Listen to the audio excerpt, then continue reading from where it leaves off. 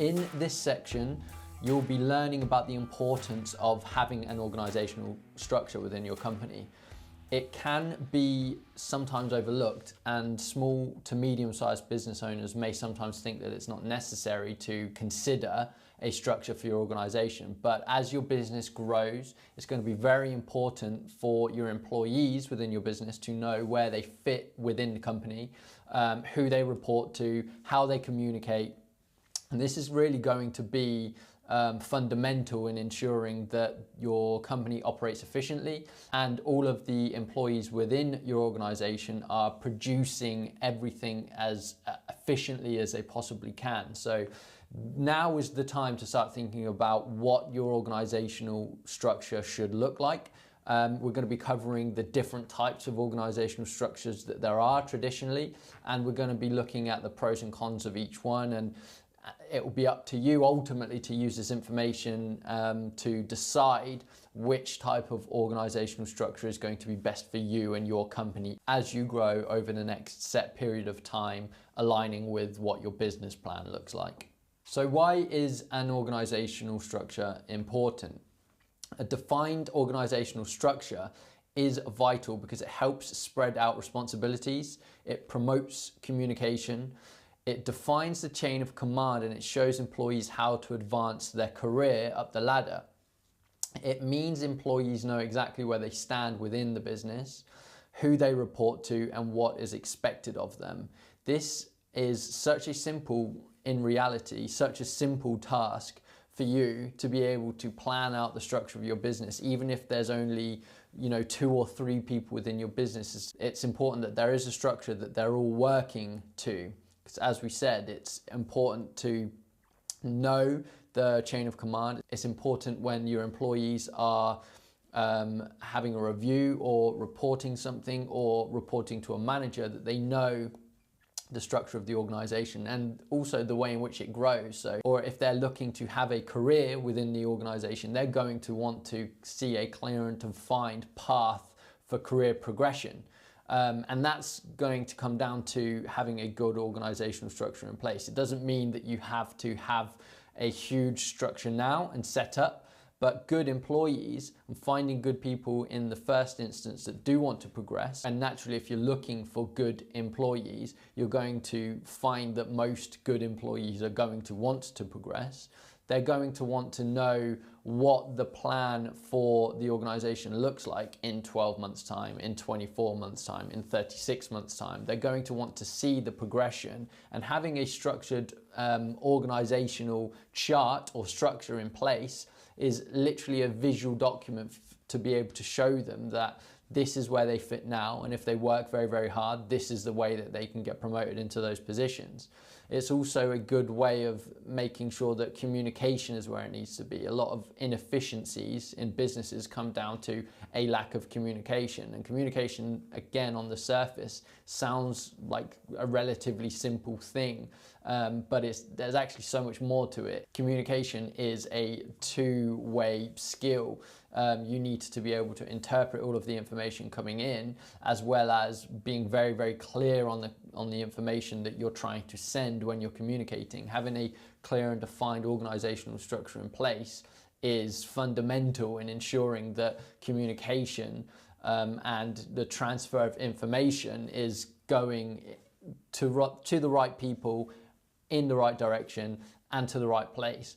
It's very typical of a business that doesn't have a defined organizational structure in place that, they will tell your supervisor or your right-hand man or somebody else within the company of something that's happening or not quite going right, or they're relaying a purchase order, for example, in one direction, and then it's not going and finding the right place, and then those materials aren't ordered, and you'll find that something hasn't happened in this area because this employee has spoken to the wrong person. So the structure, whilst it sounds like a very easy and basic thing to plan out if you're a small company, it's important to have one in the first place. It's important to have one to help you grow into a bigger organization. It's important to have one so that people can progress within your organization, and it's important to have one so that the communication lines and the reporting lines are in the right place. This will help so much of the efficiencies within your business and improve the bottom line profits ultimately within your business. So traditionally, when we're looking at organizational structures, there's some language that we try to refer to, or there's some very typical types of organizational structures that are considered. So number one, the first type of organizational structure is one of the most common within smaller businesses, and that's called a functional organizational structure. Now, what is a functional organizational structure? This is where all of the similar skill set individuals or technicians or operatives within your company will work essentially within the same department. So if you have a group of electricians, for example, they'll work within the electrical department. If you have a group of plumbers, they'll work within the plumbing department. And then the finance team will work in the finance team. The human resources department will work within the human resources department. There's a number of different elements here that are beneficial, and there's a number of things to consider when putting this type of structure in place. Having the same group of people within the same department or a functional structure means that it's very good for co-learning. So clearly, more experienced electricians within your organization are going to transfer their work experience and their skills and their knowledge to those that are less experienced within the organization. So this is a very good way of basically making sure that the internal training of your people happens really, really well. You know, you can complete training exercises and a whole formal training events, but ultimately developing the individuals within your company is going to come through experience and what it is they do day to day. So being within the same group of people,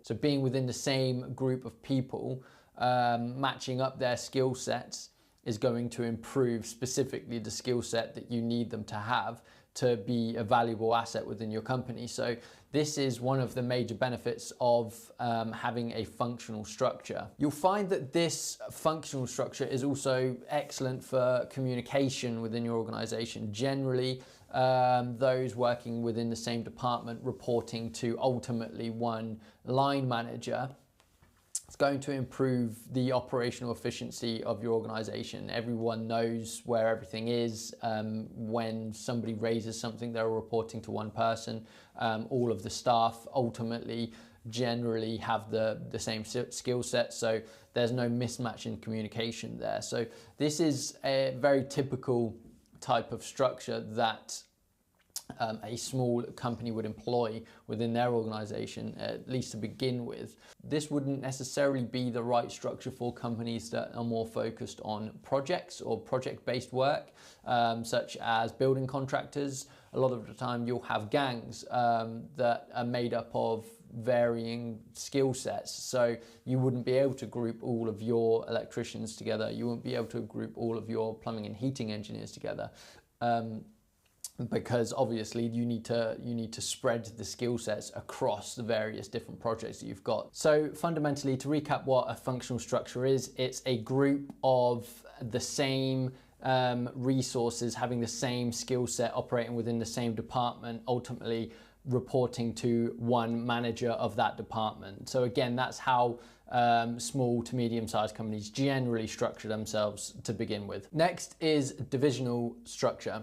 So a divisional structure is groups of employees based upon specific projects or parts of the business. For example, if you have a property maintenance business, you might have a department for insurance jobs, and then one for commercial jobs, and then one for domestic jobs. So you're basically breaking down your structure employees into individual projects again, or you have different delivery and different areas of your projects. So this again is probably a type of structure that's relevant when we spoke about project-based work in the previous section there on functional structure type. So divisional, you're having not necessarily the same skill set workers operating in one department. It's more based upon the type of work that they're doing and the projects that they're doing. So again, a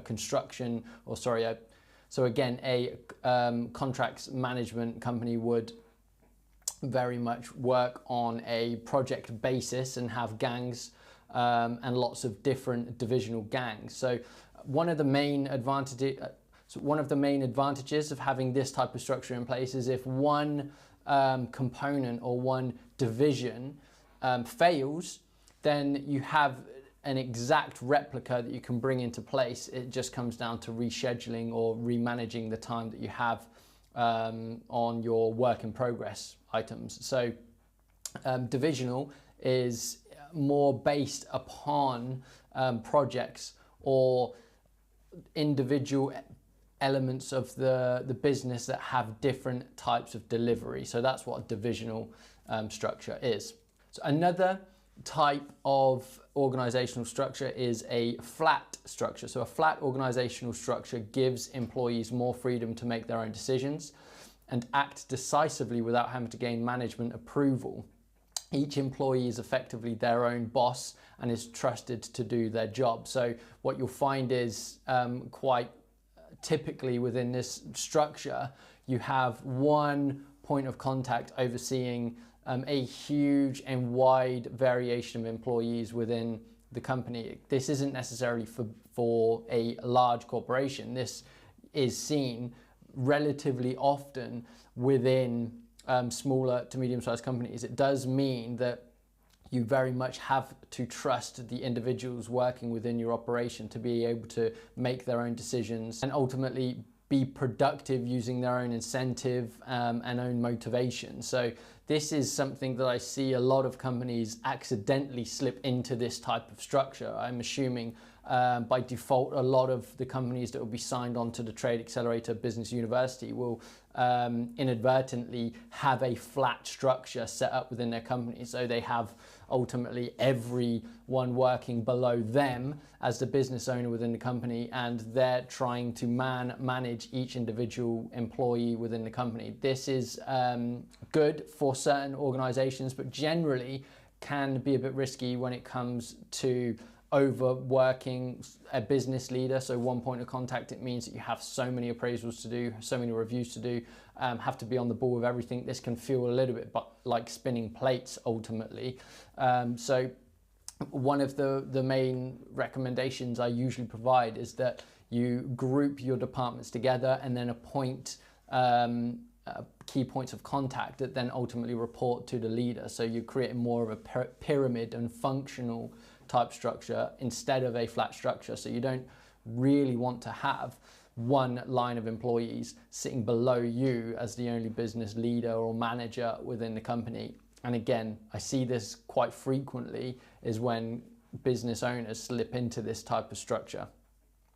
Again, it can work and it does work for some businesses, but generally in a trade business where we're providing a service for a consumer or for another company, i.e. a business-to-business relationship, we'll find that there needs to be more individual control over the functioning elements of your company. So resources out on site and working remotely generally will need a point of contact there and out on site. It's not an ideal scenario to have one remote resource work on their own where their direct line manager is working away from them. Sometimes you'll have lone working set up situations. So an engineer might go out to site and complete work on their own.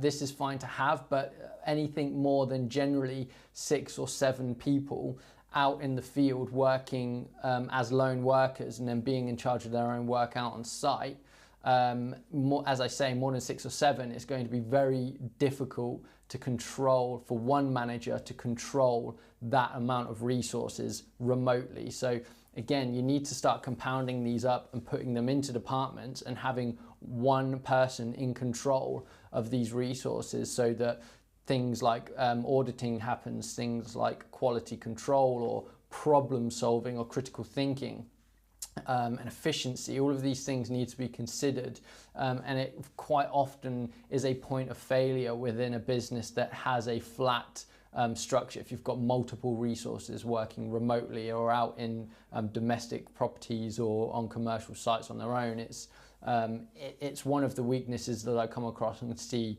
relatively often in business. So it's not a problem, but generally it's one that you want to try and move away from and have a manager in place.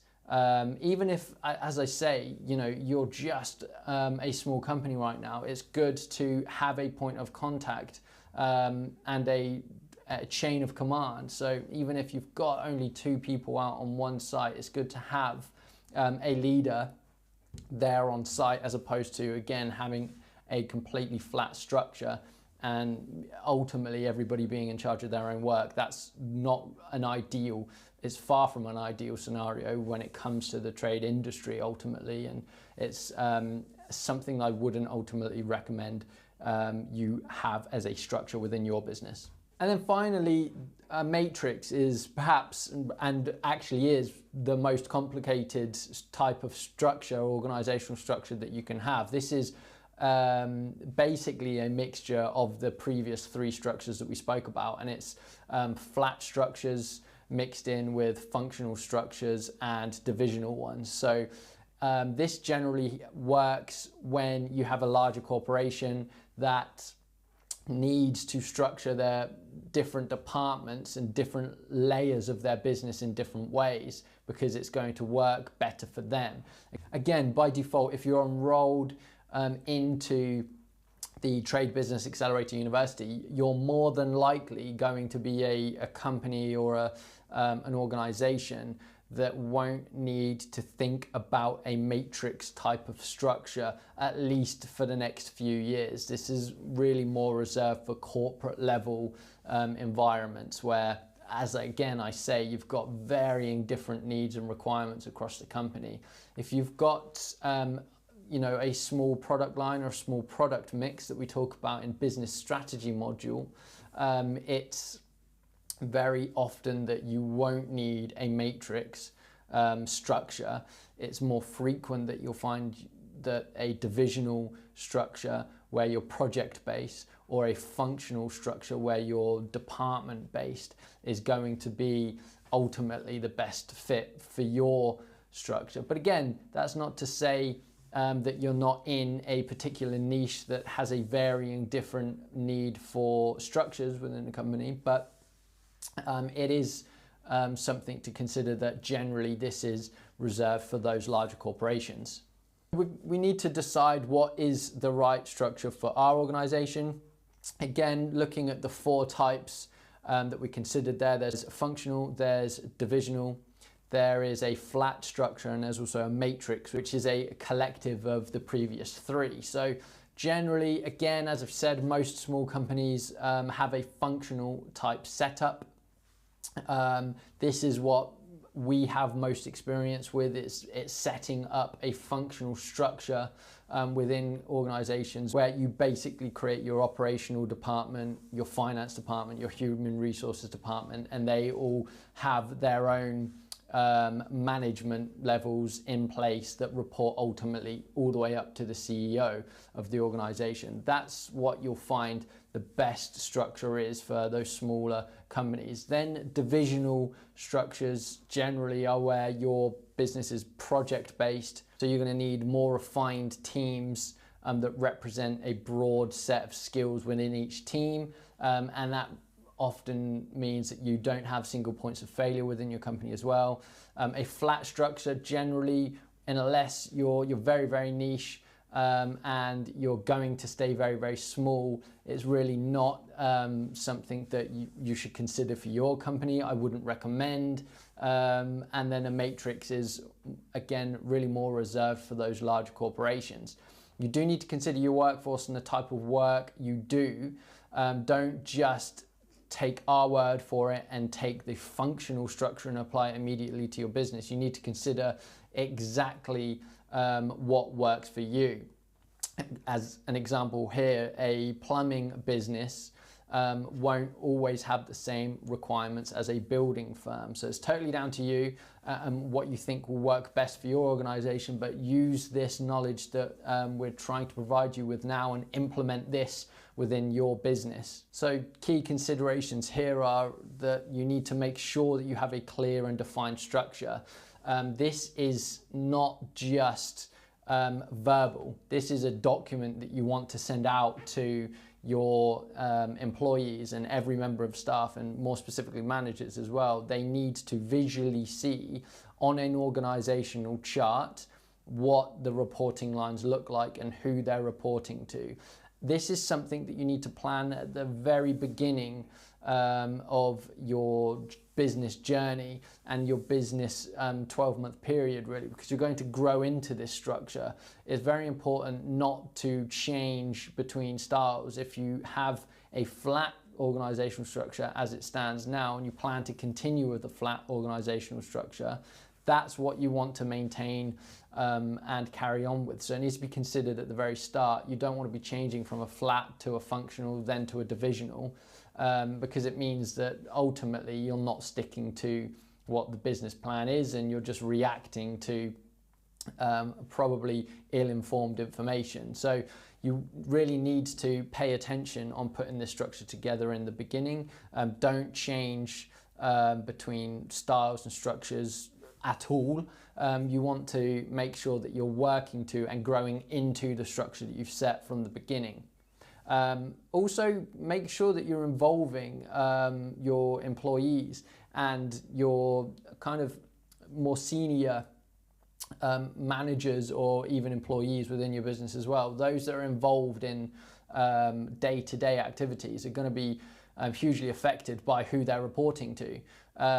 So involve them. You know, if we're putting this structure in, don't just impose this necessarily. If you've got an existing flat structure and you're going to change it as per the plan to a functional structure, you're very much going to want to involve the people that are in the day-to-day activity there. So, you know, speak to your senior guys, speak to your employees, make sure that everybody is clear on who they're reporting to, because I guarantee you, if you don't have a structure in place, it can be quite confusing for a new employee to join the team and they don't actually know what their reporting line is. There might be 4 or 5 senior people above them and they don't exactly know who their line manager is. So they just ultimately tell whoever's there at the time of the problem that they're having or of the concerns that they have. So you really want to involve everybody. Make sure that everybody's sold, and again, you as the business leader within your company, it's down to you to make sure that everybody has bought into this, and then run with the structure and use an official organizational chart. I'll show you on the screen here. So this is what a typical organizational structure will look like. This is so varied across every different company that it would be impossible for us to produce one template for you to then white label and put your own employees in. This is something that you're going to have to tailor for yourself. So ultimately, as the CEO or the business leader within your company, you'll always be at the top. And then everyone that works below you will report to somebody feeding all the way back up to you. That's what the structure is. And you need to identify on this organizational chart who reports to who before it gets to you. So use this image to try and understand what a structure looks like and how it should look, and then create your own structure. There's lots of different free software that you can use online to be able to create your structures. It generally takes an hour, 2 hours to put one together, depending on the size of your organization. But that visual document is really, really important to have. It's something you want to have mapped out, and you want to be able to formally refer to it at the beginning so that everybody knows who they're reporting to and what the structure of the business is. Okay, to recap on organizational structures then, it's important to have an organizational structure in place because it defines the chain of command, it allows employees to know how to advance their careers, and it basically creates efficiency across the company, and efficiency means better bottom line profits. There's the 4 types of structures that we referred to. You've got your functional, divisional, flat, and matrix, and they all benefit different company types and sizes.